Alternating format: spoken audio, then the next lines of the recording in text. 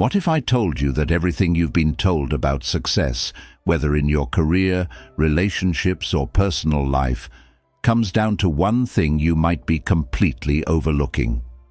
It's not about working harder or being smarter. It's not about your credentials or how much you know. It's about your emotional intelligence. Yes, you heard that right. The ability to understand, manage, and harness your emotions and the emotions of others is the real game changer. But here's the kicker. Most people don't realize just how much power they're leaving on the table by not mastering this skill. You might think you've got it all figured out, but trust me, there's a deeper level of emotional awareness you're missing out on, and it's holding you back. Now, I know what you're thinking. Emotional intelligence sounds like one of those fluffy buzzwords that everyone talks about, but no one really explains. Well, that's about to change. In this video, I'm not going to give you vague theories or generic advice. I'm giving you a practical, no-nonsense guide to emotional intelligence that you can apply right now. From managing stress and dealing with difficult people to navigating tough conversations with ease, I'm about to show you how mastering your emotions can unlock opportunities you never thought possible. So stick with me, because by the end of this video, you'll walk away with real tools, strategies, and insights that will change how you approach every challenge. Don't miss out.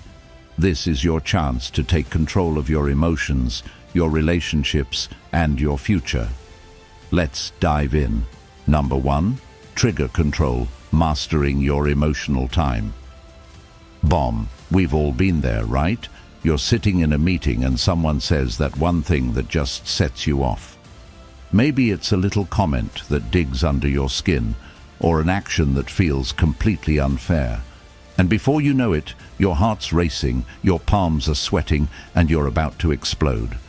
Now you might be thinking, why does this always happen to me? Why can't I just stay calm? Trust me, you're not alone.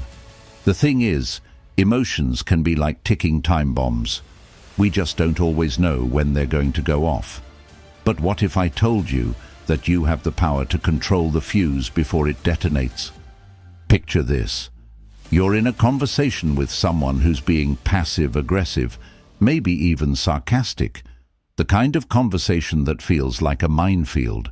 You can feel your blood pressure rising, and your initial reaction is to fire back with something equally sharp or defensive. We've all been there, those moments when we just can't hold back, and before you know it, you've said something you regret. But here's the thing. What if the real strength lies in not reacting right away? What if you could press pause on that emotional trigger and gain some control over your responses? It sounds simple, but it's not. The idea is called trigger control, and here's how it works. The next time you feel your emotions starting to take over, hit the mental pause button. Take a deep breath. Count to 3. Whatever it is that's making you feel like you're about to blow, give yourself a moment. This isn't about bottling up your emotions. No. It's about taking a step back and choosing how you respond. It's a psychological trick called delayed reaction, and science backs it up. When you give yourself that pause, you activate the part of your brain responsible for rational thinking, instead of letting the emotional side take over. Now, I know what you're thinking, but if I don't say something right away, I'll look weak or passive. I get it. It feels unnatural to hold back when someone's pushing your buttons, but I promise, this doesn't make you weak, it makes you strong. A few months ago, I had an experience that changed how I view emotional control. I was in a heated discussion at work, and one colleague made a comment that really hit me the wrong way. Normally, I'd have snapped back, ready with a witty comeback or a defensive argument. But I remembered this trigger control technique and forced myself to stay quiet for just a few seconds. Those seconds felt like hours, but in that moment I realized I didn't need to react. Instead of responding in anger, I calmly asked, "What exactly do you mean by that?" It completely shifted the dynamic. My colleague backed down, realizing they'd made an offhand remark, and the conversation went in a more productive direction. I walked out of that room feeling more in control, more powerful. Here's the best part. Mastering your emotional triggers doesn't just change how others see you, it changes how you feel. This is about reclaiming your peace, your dignity, and your ability to navigate challenging situations without losing your cool. You see, when we don't control our triggers, we allow others to control our emotional state. But when we can press that pause button and choose how we respond, we take back that power. It's not about being perfect, it's about being in control, about giving yourself the space to breathe before reacting.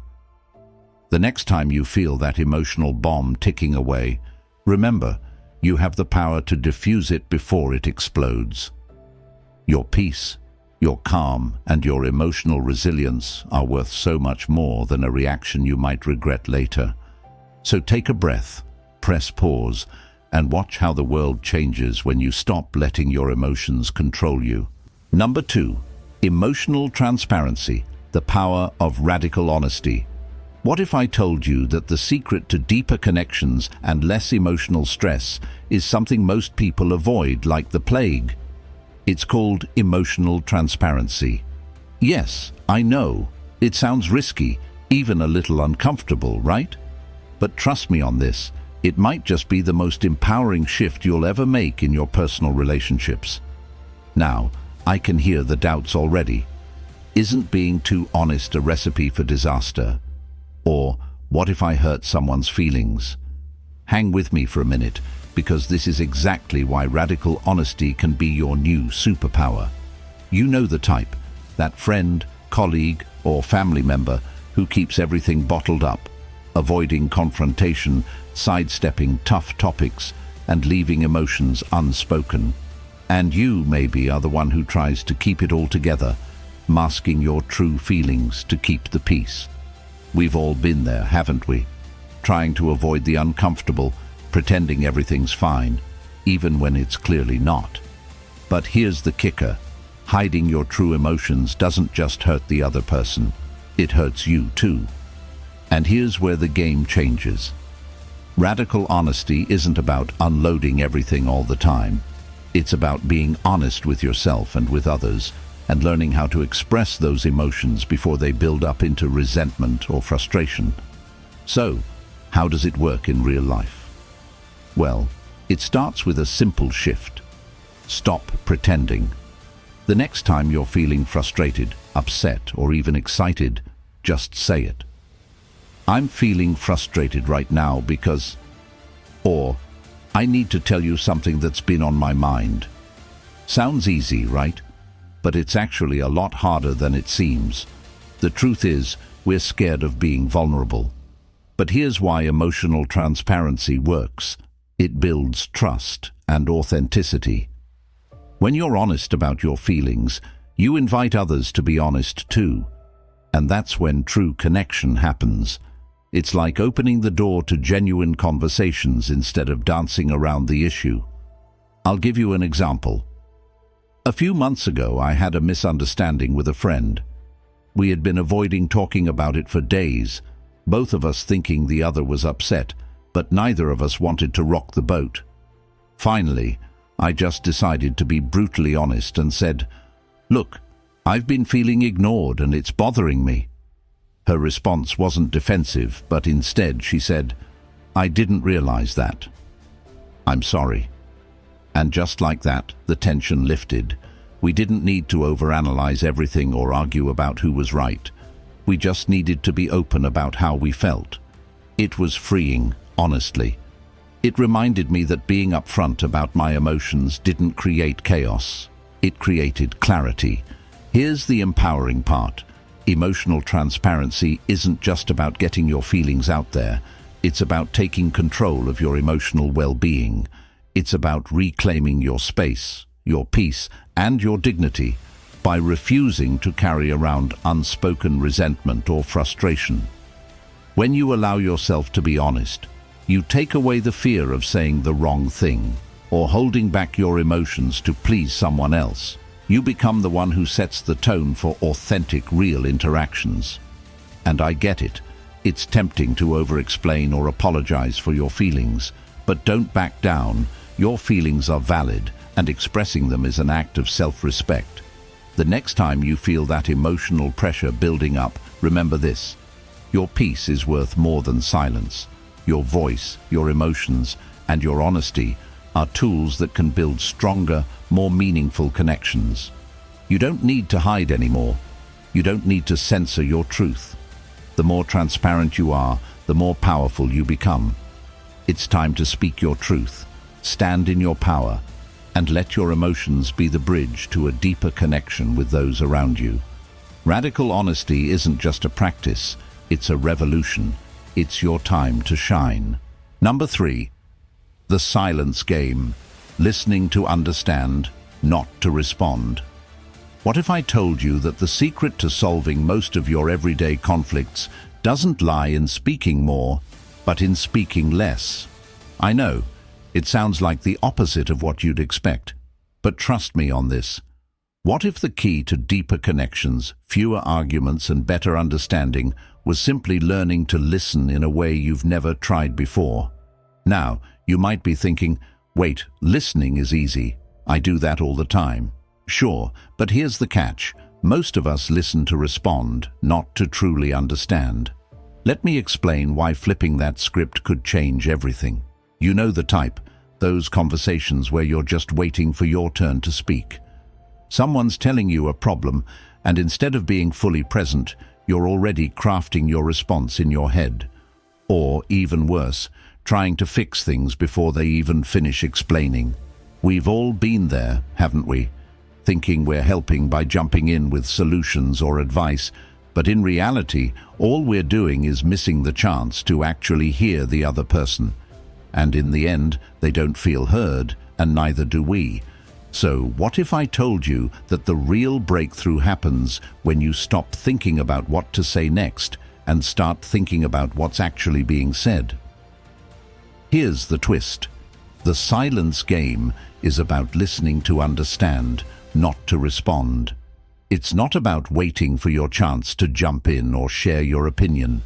It's about silencing that inner voice that's racing to give advice or solve problems.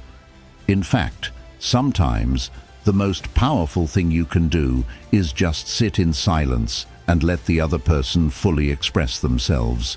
Why?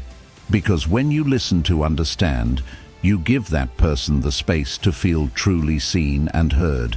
And here's the psychological magic. When people feel heard, they're more likely to open up, trust you, and even listen to your perspective in return. It's a cycle of mutual respect and understanding. I'll give you a real-life example of how this works. A while back, I was having a deep conversation with a close friend who was going through some tough family issues. At first, I started offering my thoughts, solutions, even stories of how I'd handled similar situations. But something didn't feel right. She didn't seem to be as engaged, and the conversation felt more like a lecture than a dialogue. So, I decided to change tactics. I stopped talking. I let her speak, and I focused entirely on what she was saying without any interruption.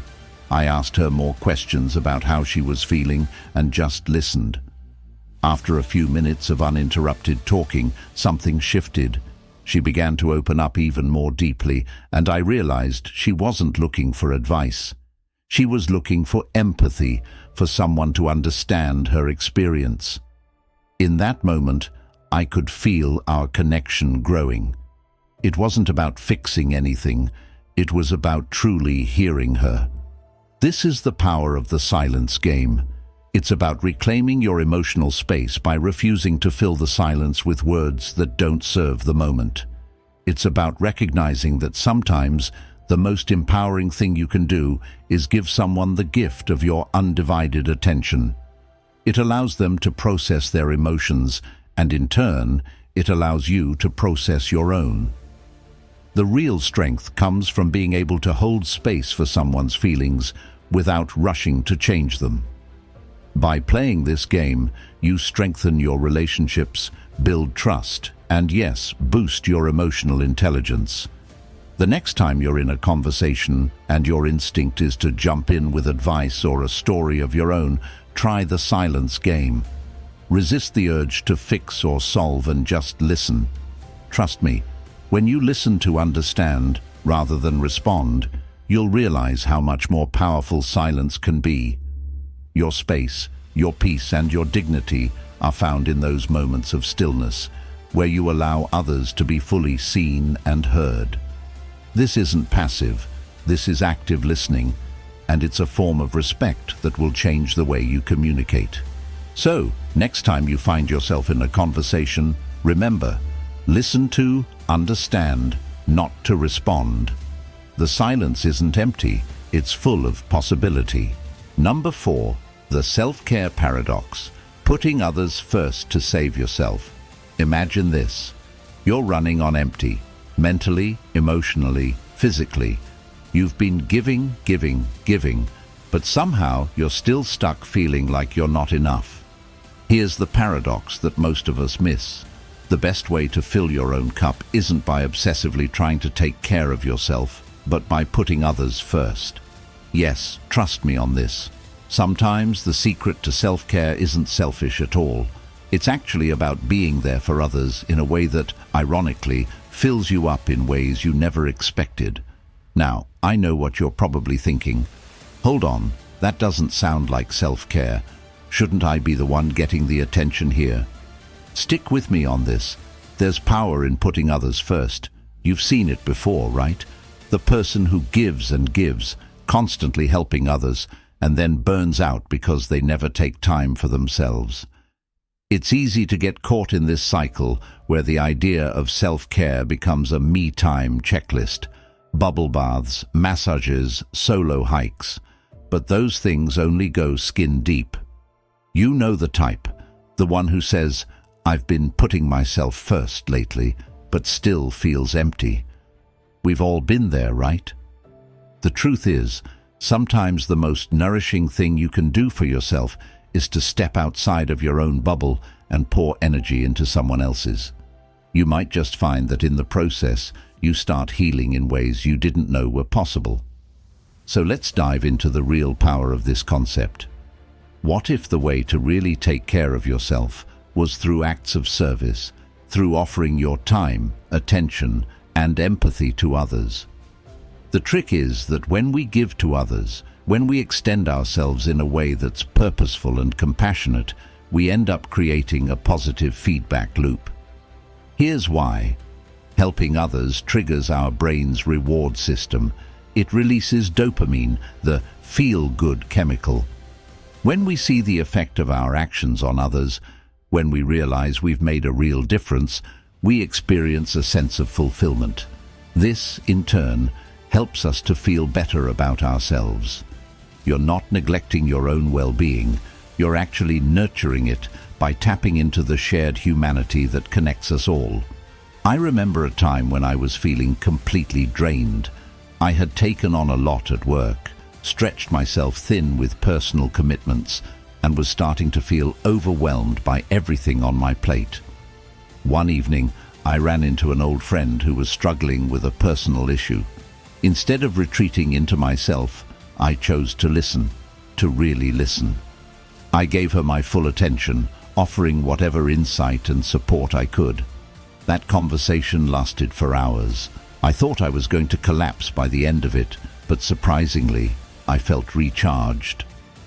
The next morning, I woke up with a renewed sense of energy, not because I took care of myself in the traditional sense, but because I had been present for someone else. I realized that by giving her the space to talk and by supporting her, I had inadvertently filled my own emotional cup. This isn't about martyrdom, though. This isn't about neglecting your own needs. It's about finding that balance, recognizing that by pouring into others, you actually give yourself something much deeper than temporary pleasure. This is about reclaiming your space, your peace, and your dignity by stepping outside of your own small world for a moment. It's recognizing that sometimes The way to heal your soul is through the act of helping others heal theirs. It's about stepping into that cycle of connection where your well-being becomes entwined with the well-being of those around you. Next time you're feeling burnt out, instead of retreating into isolation, think about where you can show up for someone else. Maybe it's offering a kind word, lending a hand, or just being there to listen. Trust me, the energy you think you're missing by giving to others is often returned tenfold. Your space, your peace, and your dignity don't just come from taking time for yourself. They come from how you show up for the world around you. And in that showing up, you'll find the strength to keep going. Number 5, embrace the rage, turning anger into productive energy. Here's a truth bomb for you. Anger is not the enemy. In fact, it might just be your secret weapon. Yes, you heard that right. Anger, that fiery emotion we're often told to suppress or avoid, can actually be one of the most powerful tools in your emotional toolkit. Now, before you raise an eyebrow and think, wait, are you suggesting I should just go around throwing punches? Trust me on this. There's a better way. The trick is not to suppress your anger, but to harness it, transform it, and use it as fuel to achieve something meaningful. Sounds wild, doesn't it? But stay with me for a minute. We've all been there. Something doesn't go our way, whether it's at work, in a relationship, or just life in general, and suddenly we're hit with that tidal wave of frustration. You know the type. Your blood starts boiling, your thoughts race, and your body tenses up. We're conditioned to believe that anger is bad or unproductive, right? But here's the thing. What if that surge of energy could be the very thing that pushes you towards success? What if anger could fuel you to make a change, create something new, or stand up for yourself in a way that's empowering? I know, it sounds a little counterintuitive, but stay with me here. Let's talk strategy. The key to turning anger into productive energy is awareness. Recognizing when that heat rises and channeling it in a direction that serves you. You see, anger is essentially a burst of energy, a reaction to something that feels unjust or wrong. It's your body's way of saying, this matters, this needs to change. So instead of letting it spiral into frustration, resentment, or worse, use that energy to fuel action. Here's the kicker. The more we resist anger, the more it holds power over us. But when we face it, understand it, and direct it, it becomes a tool for growth. Instead of letting anger turn into self-destructive behavior, we can turn it into motivation to fix a problem, set a boundary, or advocate for ourselves. Let me give you an example. A few years ago, I was stuck in a job that wasn't fulfilling. Every day felt like a grind, unappreciated, underpaid, and just plain exhausted. One day, after another unappreciated effort at work, I felt this familiar wave of anger rising. Normally, I'd suppress it or try to talk myself out of it, but this time I paused. I let that anger sit with me, and instead of spiraling, I asked myself, what am I going to do with this? That's when I made a decision.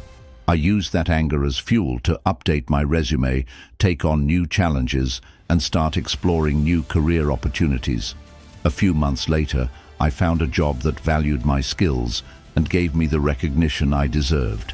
That anger didn't break me. It pushed me to take action. It motivated me to make a bold change. What you have to understand is that anger in its raw form is not inherently bad. It's a response to a deeper need or frustration, and if you can shift your mindset, it can become the force that drives you forward. Instead of letting it control you, you get to control it. When you embrace your anger as an energy source rather than something to fear or suppress, you start to reclaim your power. This is about using your emotional landscape, the highs and the lows, to propel you to a better version of yourself. It's not about letting anger consume you, it's about letting it transform you. So next time you feel that familiar heat building inside of you, don't push it down. Don't backpedal and apologize for feeling something so raw. Lean into it. Ask yourself what action it's calling you to take. Whether it's standing up for yourself, addressing an injustice, or simply breaking free from a stagnant situation, that anger can be your fuel. Your space, your peace, and your dignity aren't just about calm and control. They're about harnessing the full range of your emotions and turning them into something powerful. Anger is just energy. It's what you do with it that counts. Number 6. The empathy hack. Mimicking emotions to understand people better. Here's a little secret that could change the way you relate to people forever. The best way to understand someone is to mimic their emotions. Now, before you roll your eyes or think I'm suggesting something weird, hear me out. It might sound a little counterintuitive, but there's real power in tuning into someone else's emotional frequency and mirroring it. It's not about faking emotions or pretending. It's about stepping into their shoes emotionally and connecting on a deeper level. Yes, trust me on this. The empathy hack of mirroring emotions can actually make you more understanding, more present, and ultimately more connected with the people around you. We've all been there. Someone is telling us a story, and we're just not getting it. Maybe they're upset or excited or anxious, and we're trying to keep up. But it's like we're hearing the words without feeling the weight behind them. It's frustrating. You know the type. A conversation where you just don't click, and no matter how much you try to show you're listening, it feels like you're missing the mark. We've all been there, right? It's a struggle. But what if I told you that the key to really understanding someone wasn't about trying harder to get them, but about emotionally meeting them where they are? That's where the empathy hack comes in. Here's the twist. By mirroring their emotions, you're not only showing that you understand, but you're also activating their own emotional response. Think about it. When someone's excited and you get excited with them, don't they feel heard? When someone's upset and you reflect their sadness, it creates an emotional bridge. It's like you're saying, I get you. I see what you're feeling. But here's the kicker. It's not just about mimicking their facial expressions or body language, although that helps. It's about tapping into the emotion behind their words. It's about feeling with them. And when you do this, you're engaging in a deeper level of empathy, the kind that makes real connections happen. I'll give you an example from my own life. I was at a family gathering not too long ago. My cousin was going on and on about a tough time at work. She was stressed, frustrated, and honestly, a little defeated. At first, I found myself doing the usual, nodding, trying to offer advice, asking questions, but I could tell she wasn't really opening up. Then, something shifted. I started to mirror her frustration. Instead of just listening, I let myself feel the weight of her words. "Yeah, I totally get how that would feel," I said, leaning in, matching her tone. And as I did that, something changed. She softened. She began to relax, because she could see I wasn't just hearing her, I was feeling with her. That moment of emotional connection was so much more meaningful than any advice I could have given. When you start using this empathy hack, it's not just about improving relationships, it's about improving you. You become more emotionally intelligent, more aware of the subtle cues people give, and you'll find that you're able to navigate difficult conversations with much more grace. This isn't about manipulating people or pretending to feel what they feel. It's about making a choice to connect on a human level, instead of overthinking the right thing to say or worrying about being perfect. You can just be present. And that's when real understanding happens. This is about reclaiming your space and your emotional clarity. It's about giving yourself permission to feel and share in the emotions of others, without fear of being misunderstood or overstepping. The beauty of empathy is that it doesn't just benefit the person you're connecting with, it elevates you as well. You gain a deeper understanding of others, which ultimately enriches your own emotional landscape. So, next time you find yourself in a conversation, don't just listen, feel. Mimic those emotions, meet the person where they are, and watch how the connection deepens. Because empathy, when done right, is a superpower. And when you embrace it, you're not just understanding others, you're becoming a better version of yourself. Your space, your peace, and your dignity are tied to your emotional connections. Embrace this empathy hack and let your relationships thrive with real, meaningful understanding. Number 7, rejection therapy, facing emotional pain, head-on, rejection. It stings, doesn't it? That feeling of putting yourself out there and getting shut down. Maybe you've applied for a job and didn't even get a call back, or perhaps you've asked someone out only to hear those dreaded words, "I'm not interested." Now, I know what you're probably thinking. Why would I purposely put myself in a situation where I know I'll get rejected? But here's the kicker. What if I told you that embracing rejection head-on could actually make you stronger, more resilient, and even more successful? Yes, trust me on this. Facing the emotional pain of rejection can actually be one of the most empowering strategies you'll ever use. Stick with me here. I promise you're going to want to hear this. We've all been there. That moment when we feel like we've done everything right, put in the effort, and still faced rejection. Maybe it's a job you wanted so badly, or a friendship that fell apart, or perhaps you've worked for weeks on a project only for it to be overlooked. We've all faced rejection at some point, and that feeling of defeat, that immediate drop in confidence, can be crushing. You know the type, when your heart races, your mind starts to spiral, and it feels like the world is telling you, not good enough. It's painful, but here's where it gets interesting. What if, instead of avoiding rejection or letting it keep you down, you faced it head-on? The concept of rejection therapy might sound a little radical at first. Essentially, it's about intentionally putting yourself in situations where rejection is almost guaranteed, and learning how to cope with the emotional discomfort that comes with it. The idea is simple. Desensitize yourself to rejection. By experiencing it over and over, you build emotional resilience, and eventually, it loses its power over you. Instead of fearing rejection, you start to see it as just another part of the process. Think of it as building a muscle. At first it hurts, but the more you practice, the stronger you get.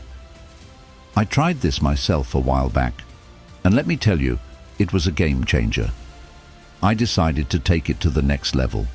I went out and asked people for ridiculous things that I knew would result in rejection.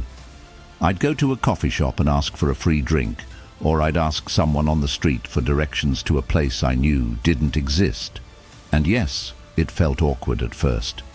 My face would turn red, my heart would race, and I'd get those familiar pangs of embarrassment. But here's the thing. After a few rejections, something amazing happened.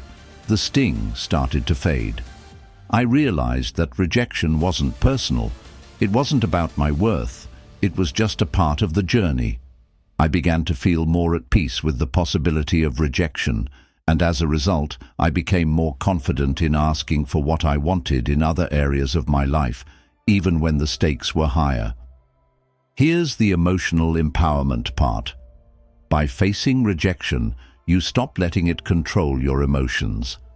Instead of allowing rejection to dictate your self-worth or your future, you gain control. You start to see rejection for what it is, just a stepping stone, a temporary obstacle. It becomes less about avoiding pain and more about pushing through it. And when you can push through rejection, you unlock a level of personal strength that makes you unstoppable. This isn't about being immune to pain or pretending rejection doesn't hurt. It's about acknowledging the pain and moving forward anyway. So, let me leave you with this. Facing rejection isn't just about getting used to the discomfort.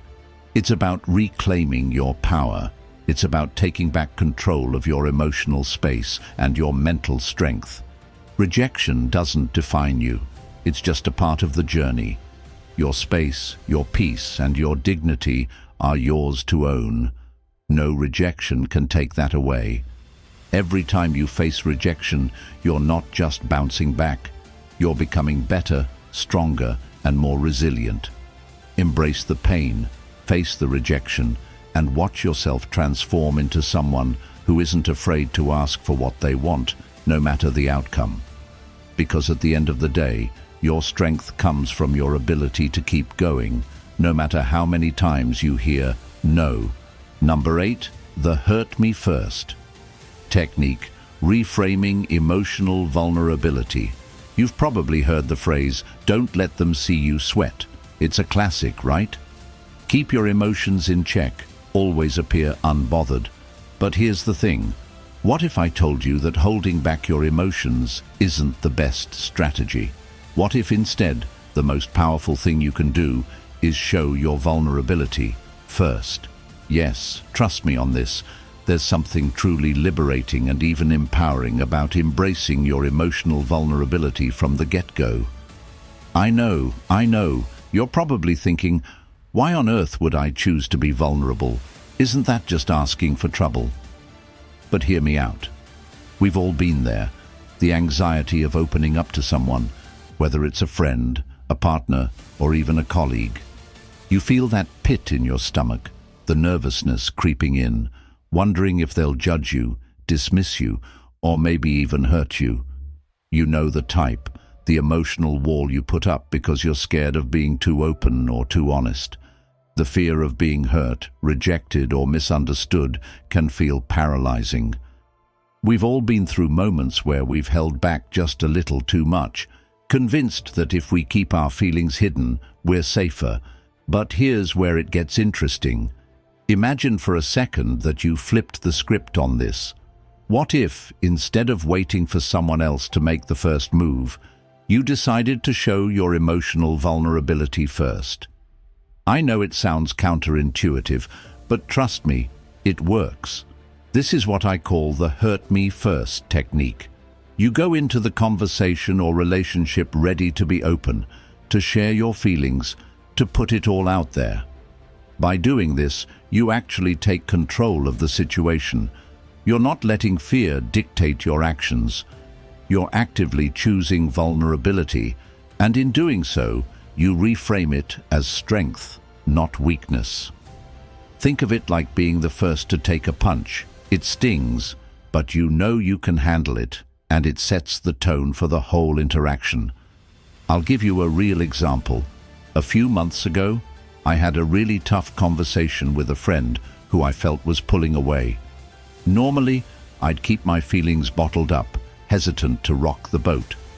But this time, I decided to try something different. I sat down with her, and instead of waiting for her to open up first, I said, "I've been feeling a little disconnected from you lately, and I just want to know if I've done something wrong." Honestly, I expected her to be defensive, maybe even back off. But what happened was incredible. She immediately softened, and we had a deep, honest conversation. She admitted she had been struggling too, and neither of us had really addressed it. By being vulnerable first, I gave her the space to open up too. It was a turning point in our relationship. The emotional weight we were both carrying got lighter because we reframed vulnerability as a bridge, not a wall. Here's the thing. When you embrace vulnerability, you give yourself permission to be human. You stop hiding parts of yourself, and that's incredibly freeing. It's about showing up as your authentic self, flaws and all, and saying, "This is me, take it or leave it." And when you do this, you attract people who appreciate you for who you truly are. It's a shift from protecting yourself from emotional pain to opening yourself up to deeper connections. It's about reclaiming your peace and your dignity without fear of judgment. You stop letting others have the power to hurt you, because you've already embraced the possibility. So, next time you're faced with a tough emotional situation, remember this. It's okay to be the first to show your cards.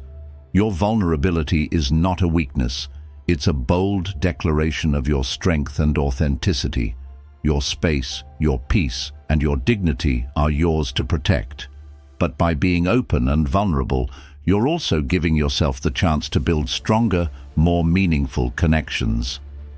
Embrace the hurt me first technique and watch how it transforms the way you interact with the world.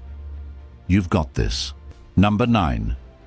Guilt-free boundaries. Saying no without feeling bad. Let me ask you something. When was the last time you said no to someone and actually felt good about it? Not just relieved, but truly confident in your decision. Yeah, I know. Saying no can feel like a mini crisis, especially when we're conditioned to be nice all the time. You know the type. Those of us who feel guilty if we turn down a request or disappoint someone. We apologize 100 times, explain ourselves, and then stew over it for hours. But what if I told you that saying no could actually be empowering, even liberating? Stick with me, because I'm about to flip the script on guilt-free boundaries. We've all been there. Someone asks for your time, your energy, or a favor, and you're torn between wanting to help and knowing deep down that you just can't or shouldn't. Maybe it's a work project that's outside your scope, or a friend asking you to drop everything for a last-minute plan. You start to feel that pang of guilt, like you're a bad person for not saying yes. But let me ask you this. Why is it that we can't simply acknowledge our own needs without feeling like we've failed someone else? That's where boundaries come in. They're not about shutting people out or being selfish. They're about protecting your energy, your time, and your mental health. It's about saying, I matter too, without needing to apologize for it. Here's the thing, saying no is actually an act of self-respect. When you honor your own boundaries, you're teaching others how to treat you. Now, I know what you're thinking. Okay, but won't that make people think I'm rude or inconsiderate? Well, here's where it gets interesting. The more you practice saying no with confidence, the less guilty you feel. It's not about being harsh or unkind. It's about being clear and firm in your priorities. And believe it or not, people actually respect you more when you're honest about your limits. So, why not reclaim that power? Let me tell you about a time when I learned this the hard way. A few weeks ago, a friend of mine asked me to help with a project she was working on. Normally, I would have jumped at the chance, even though I had a ton on my plate. But this time, I took a deep breath and said, I really can't right now. I'm stretched too thin. And guess what? She didn't get upset. In fact, she respected me even more. She knew that I was being honest about my capacity. And here's the kicker, I didn't feel bad about it. I didn't second-guess myself. I realized that by setting that boundary, I was also respecting her time, because I wouldn't have been able to give the project my full attention anyway. It was a win-win. Now, I get it. Saying no doesn't always feel easy, especially when you want to be liked or you fear disappointing someone. But think about this. Saying yes when you really mean no isn't doing anyone any favors. It leads to burnout, resentment, and ultimately a lack of trust in your own needs. When you say no without guilt, you are creating space for the things that truly matter to you. You're choosing to protect your peace and your energy, and that is a form of self-care that is so often overlooked. Here's your takeaway. Guilt-free boundaries aren't just a luxury, they're a necessity. You deserve to honor your own needs, and by saying no when it's needed, you're actually showing more respect to the people around you than if you just kept saying yes out of obligation. So, go ahead, set those boundaries, say no without feeling bad, and watch how it transforms your life. Your space, your peace, and your dignity are yours to protect. You've got this, and you don't need to apologize for it. Number 10. The power of emotional detachment. Finding freedom in letting go. Here's a question for you. What if I told you that holding on to things, emotions, relationships, situations, was the very thing keeping you stuck? Now, I know what you're thinking, but aren't those the things that make me human? Aren't emotions part of what makes life worth living? Yes, absolutely. But here's the catch. Sometimes letting go is the key to finding true freedom. Stick with me, because I'm about to show you how emotional detachment can be your secret weapon for a more peaceful, fulfilled life. We've all been there, right? The overwhelming flood of emotions when something or someone doesn't go the way we hoped. You know, those times when you're replaying a conversation in your head, overthinking everything you said, or when you're hanging on to past mistakes like they're a part of your identity. It's exhausting. It drains your energy, your time, and worst of all, your peace. But here's the reality. When we hold on too tightly to our emotions or experiences, we actually give them more power over us. We let them dictate how we feel and how we show up in the world. But what if you could take back that power? What if you could choose not to let your feelings control you? That's the power of emotional detachment. Now, before you start thinking this is some cold, robotic approach to life, let me clarify. Emotional detachment isn't about shutting off your feelings or becoming numb to the world around you. It's not about suppressing or ignoring what you're going through. It's about creating space between yourself and your emotions so that you can respond rather than react. It's about realizing that you don't have to be defined by your emotions, no matter how intense they are. When you detach, you regain control, and when you regain control, you reclaim your peace. It's powerful, trust me. I'll give you an example from my own life. Not long ago, I was in a situation where a project I had worked really hard on didn't go as planned. I was frustrated, angry, and honestly, a little hurt. Normally, I would have let those feelings take over, replaying every detail in my mind and letting my mood dictate my entire day. But this time, I took a step back. I asked myself, is this setback going to define my day or my future? The answer was no. I detached myself from the frustration, took a deep breath, and focused on the next steps rather than the emotions tied to the failure. That's when I realized the freedom in letting go. I wasn't giving up on the situation, but I was giving myself permission to not let it steal my peace. Here's the thing, emotional detachment isn't about being heartless or indifferent. It's about finding balance and understanding that your emotions don't need to control every decision you make. It's about setting yourself free from the need to constantly react and instead responding from a place of clarity. And when you do that, you create space for growth, for calm, and for new opportunities. This is where the real power comes in. By emotionally detaching, you empower yourself to face challenges with a clearer mind, to handle difficult situations with composure, and to approach life with a sense of inner peace that isn't easily shaken. When you let go of the emotional weight you carry, you make room for more joy, more freedom, and more of the things that truly matter. So here's your takeaway. Emotional detachment isn't about rejecting your feelings. It's about freeing yourself from their hold over you. It's about choosing peace, choosing clarity, and choosing to show up as your best self no matter the situation. By letting go, you reclaim your space, your peace, and your dignity. And in doing so, you'll find the freedom that comes with living life on your own terms. Thank you so much for watching. I really hope this video gave you some valuable insights into emotional intelligence and how you can start using it to your advantage. If you found this video helpful, please hit that like button. It helps so much and shows me that you want more content like this. And don't forget to subscribe, because we're just getting started with these deep dives into personal growth and self-improvement. If you know someone who could really benefit from this information, share the video with them. We all deserve to live with more emotional awareness, and who knows, this might be exactly what they need to hear today. I'd also love to hear your thoughts. Drop a comment below and share any personal experiences or challenges you've faced with emotional intelligence. How has it helped you, or where do you feel like you're still struggling?